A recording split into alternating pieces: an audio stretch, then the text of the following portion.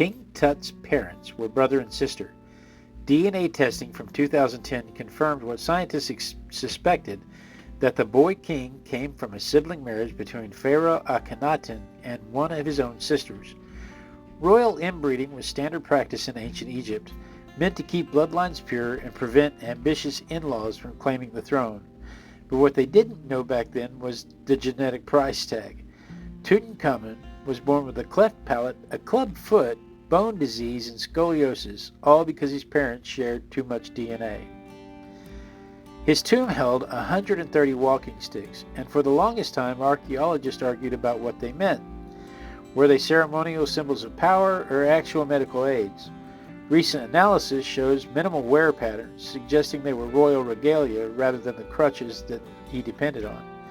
Some had carved handles showing bound enemies turned upside down when gripped to symbolically render them harmless. The kid was still a pharaoh, deformities and all.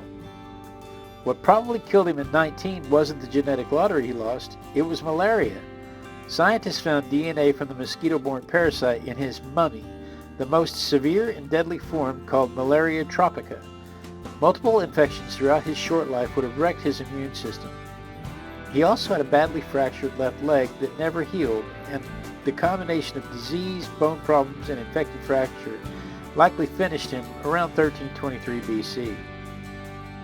His birth name was Tutankhaten, meaning living image of Aten, the sun disk god his father, Akhenaten, tried forcing everyone to worship.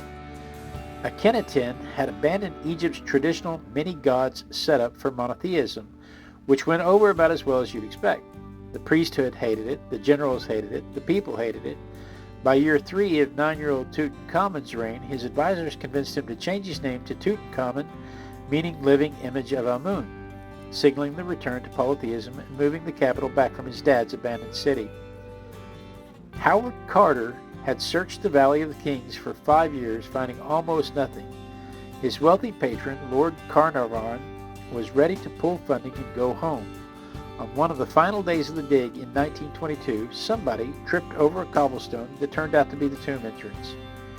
Carter peered in by candlelight on November 26th.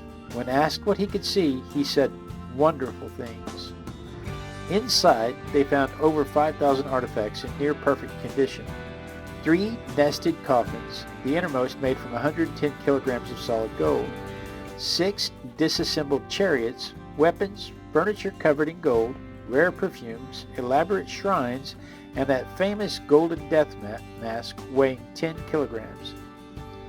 The tomb had been broken into twice by ancient thieves, but guards resealed it after only small items got stolen. Most royal tombs had been completely cleaned out thousands of years before anyone with a notebook showed up. What makes this discovery even more remarkable is that everything stayed in Egypt. Usually, when British-sponsored digs found treasure, it ended up in the British Museum while the country of origin got nothing. But Egypt had made a deal that royal artifacts couldn't leave, and this time they actually enforced it.